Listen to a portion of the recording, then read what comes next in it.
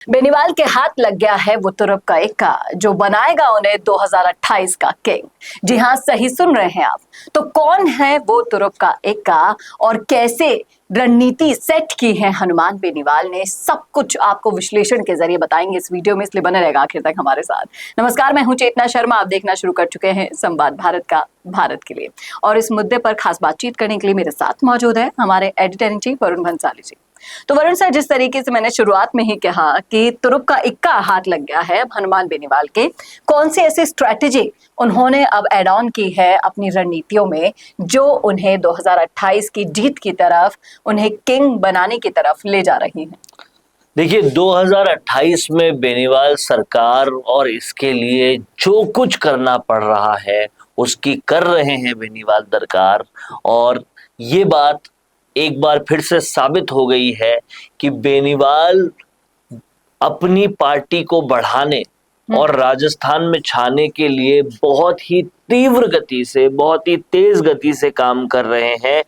अभी से मात्र चंद दिनों पहले उन्होंने ये बयान दिया था कि राजस्थान में आरएलपी की सरकार बनना संभव है, और वो ऐसे बन सकती है कि कई राज्यों में जहां पे एक दूसरी बड़ी जाति का साथ मुसलमानों ने दिया, वहां पर उन्होंने सरकार बना दी। उन्होंने एग्जाम्पल दिया था यूपी का, बिहार का, जहां पर यादवों को साथ दिया मुसलमानों ने और उनकी सरकार बन गई।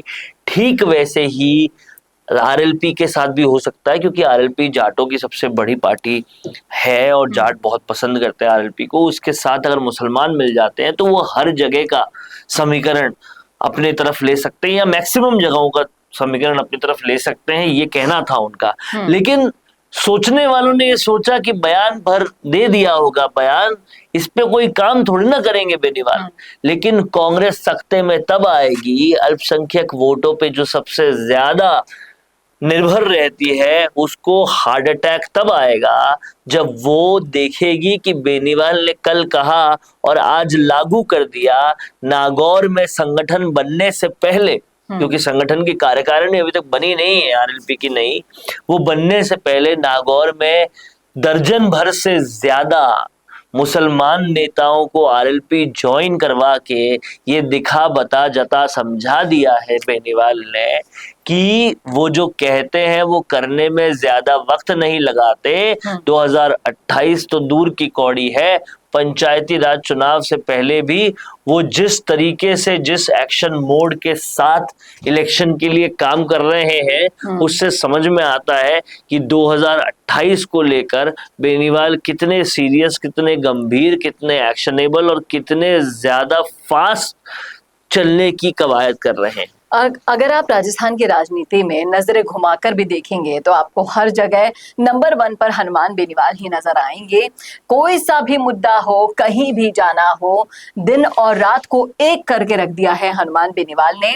क्या इन अल्पसंख्यकों का साथ हनुमान बेनीवाल को 2028 की कमबैक में क्या रोल प्ले कर सकता है? क्या आप इसे संजीवनी बूटी का नाम देंगे? देखिए, बिरयानी बनानी है अगर सियासत की, तो इंग्रेडिएंट्स भी सारे जाने जरूरी हैं। आरएलपी को खड़ा करने के लिए जितने जरूरी आंदोलन थे, उतने ही जरूरी जातिगत समीकरण, कैलकुलेशन भी थी। और आप देख सकते हैं, स्क्रीन पर हम चला रहे हैं, ये हनुमान बेनीवाल की फेसबुक पोस्ट की झलकियां हैं जो दिखाती है कि इतने सारे मुसलमानों को पार्टी में लेना, और जस्ट उससे 1-2 दिन पहले ये कहना कि अगर जाटों के साथ मुसलमान मिल जाए तो आरएलपी खेल कर सकती है।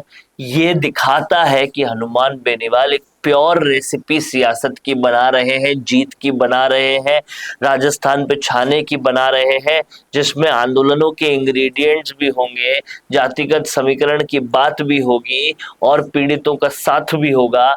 ये सब मिलेगा तो फिर बेनीवाल सरकार बनने के लिए, और कहीं ना कहीं कांग्रेस की लापरवाहियां भी होगी, उसको ओवरटेक करना भी होगा विपक्ष की पोजीशन के लिए।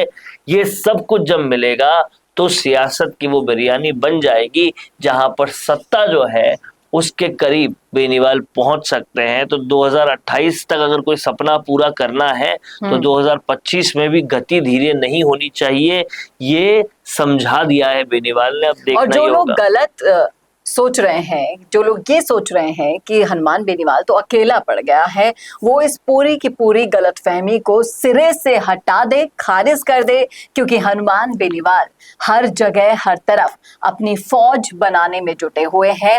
वो फौज जो उन्हें बनाएगी सिरमौर राजस्थान की राजनीति का।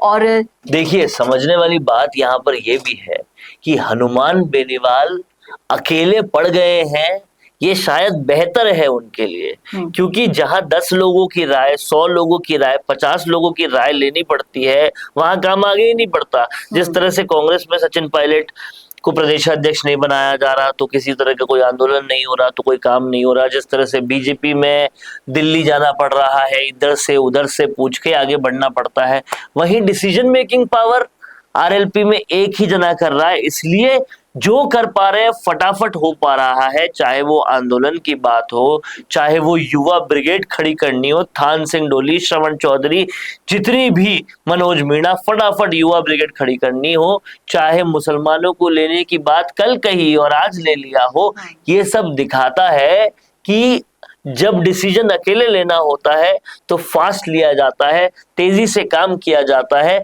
इनफैक्ट बड़ी बात बोलूं तो ये बात ये होगी कि पूरे राजस्थान में अगर सियासत कहीं चल रही है, अगर राजनीति कहीं चल रही है, राजनीति को गति कहीं मिल रही है, तो सिर्फ आरएलपी में मिल रही है।